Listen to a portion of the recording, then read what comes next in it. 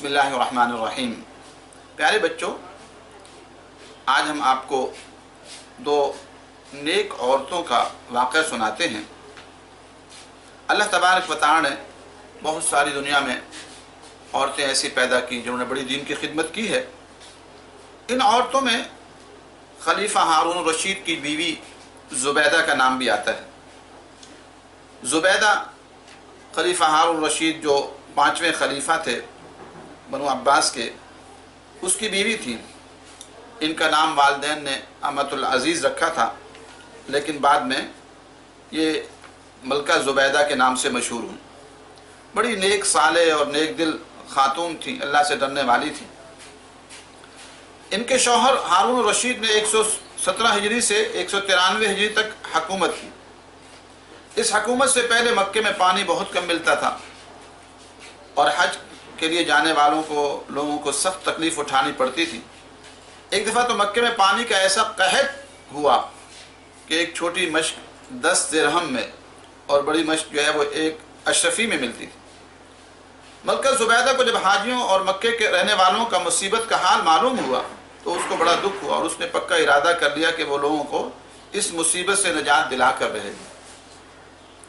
नेक दिल मलका ने पहले तो बहुत सारा रुपया खर्च करके जमजम का कुआं साफ कराया, फिर मक्के से मदीने तक जहाँ जहाँ हाजियों के काफिले ठहरते थे कुएं खुदवाए।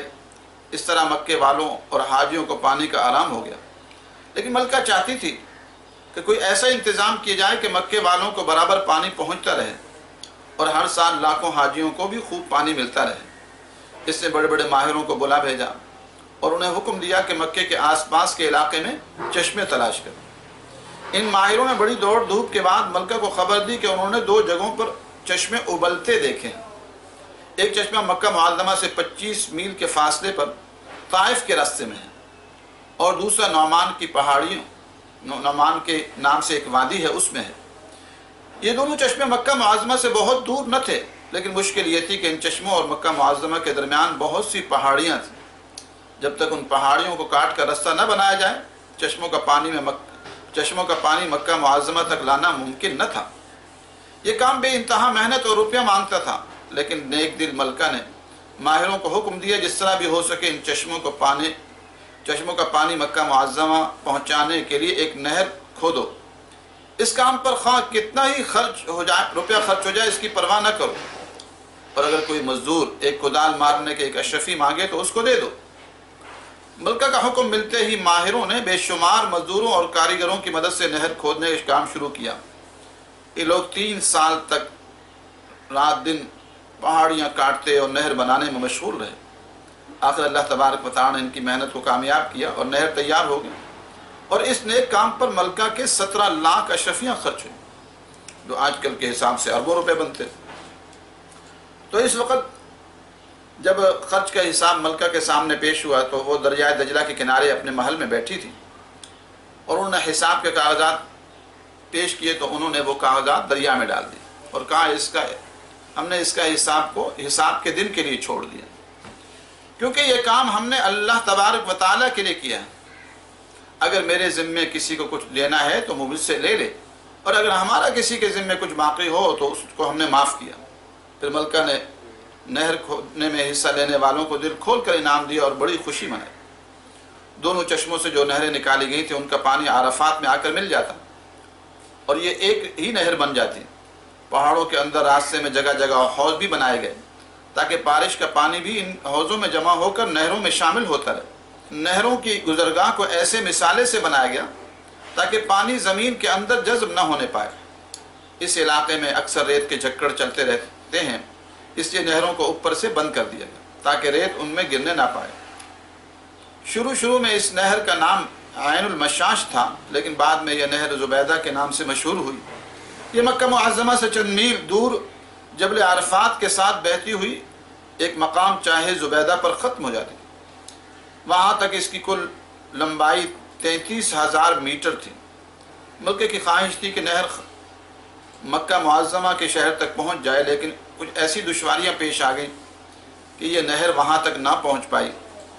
लेकिन बहरहाल फिर भी इससे बड़ी आसानी हो गई کہ لوگوں کو مکہ مکرمہ کے قریب تک پانی آ جاتا تھا، وہاں سے مختلف طریقوں سے وہ لے آتے تھے۔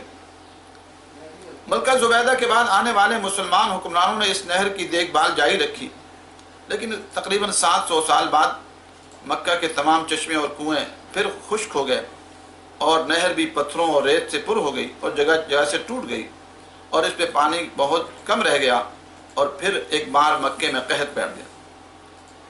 965 ہجری کے بعد تو مکہ کی حالت بالکل ویسے ہی ہو گئی جیسے نہر زبیدہ کے جاری ہونے سے پہلے تھی۔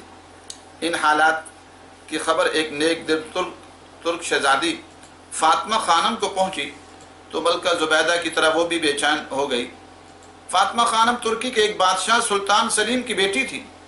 فاطمہ خانم نے فیصلہ کیا کہ وہ ایسا انتظام کرے گی کہ مکہ کے گھر گھر میں پانی پہنچ جائے اور حاجیوں کی ضرورت کے مطابق پانی ملتا رہے۔ اس نے اپنے خاص ملازم ابراہیم بن تقرین کو 50,000 اشرفیاں دے کر حکم دیا، مکہ معظمہ جا کر پہلے تو نہر زبیدہ کی صفائی اور مرمت کراؤ، اور پھر اس نہر زبیدہ کو مکہ معظمہ تک لے جانے کا انتظام کرو۔ ابراہیم مکہ معظمہ جا کر مصر اور شام اور یمن سے وغیرہ سے بڑے بڑے انجینئروں کو اور کاریگروں کو جمع کیا، اور انہیں سینکڑوں مزدور دے کر نہر کی صفائی پر لگا دیا۔ لوگوں نے سخت محنت کر کے نہر کو صاف کیا اور جہاں جہاں سے یہ ٹوٹ گئی تھی اس کی مرمت کی۔ اس کے بعد انہوں نے اس کو چاہے زبیدہ سے مکہ معظمہ کی طرف بڑھانے کا ارادہ کیا تو معلوم ہوا کہ آگے ایک بہت بڑی چٹان ہے جو 2000 فٹ تک چلی گئی ہے۔ اس کی موٹائی 50 فٹ اور چوڑائی کا کوئی اندازہ ہی نہیں۔ اس چٹان کو کاٹنا ناممکن نظر آتا تھا، اس لیے ابراہیم ہمت ہار بیٹھا۔ فاطمہ خانم کو معلوم ہوا تو اس باہمت عورت نے حکم دیا کہ اس چٹان کو ہر قیمت پر کاٹ کر نہر کو مکہ معظمہ تک ضرور پہنچایا جائے۔ اس زمانے میں نہ تو ڈائنامائٹ ایجاد ہوا تھا جس سے بڑی بڑی چٹانوں کو اڑایا جا سکتا، نہ ہی ایسی مشینیں اور اوزار تھے جن سے آج کل پہاڑ کاٹنے کا کام لیا جاتا ہے۔ پھر بھی شہزادی فاطمہ خانم کے حکم کے مطابق سینکڑوں مزدور بہت سے انجینئروں اور ماہر نگرانوں میں اس چٹان کو کاٹنے مشغول ہو گئے۔ یہ لوگ پتھروں پر بے تحاشا آگ جلاتے، جب پتھر نرم ہو جاتے تو انہیں تیز دھار آلوں سے کاٹتے۔ 10 سال تک وہ اسی طرح برابر محنت کرتے رہے اور شہزادی فاطمہ خانم ان کو دل کھول کر مزدوری دیتی رہی۔ آخر وہ مبارک دن آ گیا کہ نہر مکہ معظمہ پہنچ گئی۔ مکہ کے لوگوں نے اس دن بڑی خوشی منائی، شکرانے کے نفل پڑھے اور محتاجوں کو دل کھول کر خیرات دی۔ حکومت نے بھی انجینئروں اور مزدوروں کو نقدی اور عمدہ کپڑوں کی صورت میں دل کھول کر انعام دیا۔ اس نیک کام کی بدولت شہزادی فاطمہ خانم کو دوسری ملکہ زبیدہ کہا جاتا ہے۔ شہزادی فاطمہ خانم کے بعد ہر حکومت نے اس نہر کی دیکھ بھال کی طرف خاص توجہ دی، لیکن اس کے بعد 1295 میں ہجری میں اس نہر میں پانی بہت کم رہ گیا، کیونکہ دائیں بائیں سے ریت اس میں آ گئی اور نہر پھر ٹوٹ گئی، اور پھر کچھ ہندوستان کے مسلمانوں نے کافی پیسہ خرچ کر کے اس کو مرمت کرایا۔ اگرچہ آج یہ نہر چل تو نہیں رہی، لیکن بہرحال ایک عرصے تک، کئی 100 سال تک اس نہر نے مسلمانوں کو فائدہ پہنچایا۔ آج بھی اگر آپ مزدلفہ اور عرفات کی طرف جائیں تو آپ کو وہاں کسی سے پوچھ لیں تو نہر زبیدہ کے آثار باقاعدہ واضح نظر آتے ہیں، جا کر دیکھ بھی لیں، زیارت بھی کر سکتے ہیں، میں نے بھی دیکھا ہے۔ نہر زبیدہ بڑی محنت کر کے بنائی گئی۔ تو ہم سب کو بھی چاہیے کہ ہم بھی اللہ تعالیٰ نے اگر ہمیں توفیق دی ہے، وسائل دیے ہیں تو ان کو اللہ کی راہوں میں خرچ کریں، اور لوگوں کے لیے، غریبوں کے لیے کنویں کھدوائیں، نلکے لگوائیں، اور یہی نیک کام بچوں کام آتے ہیں۔ باقی سب کچھ یہاں رہ جائے گا۔ ہم مٹی سے بنے ہیں، مٹی میں جانا ہے۔ دیکھا کریں یہ جو قبروں میں لوگ جا رہے ہیں، کچھ عرصے کے بعد یہ سب مٹی میں مل جاتے ہیں۔ کام چیز وہی آتی ہے جو اللہ تبارک و تعالیٰ کی رضا کے خاطر کی جاتی ہے۔ اللہ تبارک و تعالیٰ ہم سب کو اعمال صالحہ کی توفیق نصیب فرمائے۔ السلام علیکم ورحمۃ اللہ۔